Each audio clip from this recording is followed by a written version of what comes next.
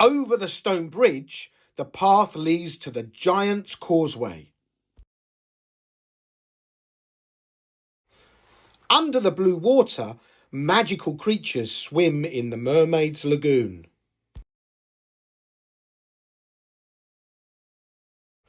Deep in the forest, you can hear strange noises in the whispering jungle.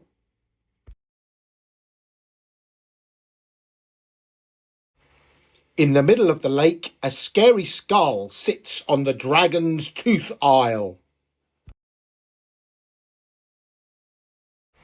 Higher up in the snow, it is very cold on the frostbite peaks.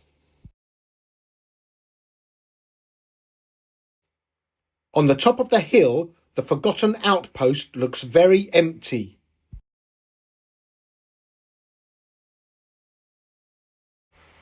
Behind the rocks there is a treasure hidden in the sunken ruins. At the end of the day, we walked back to the base camp.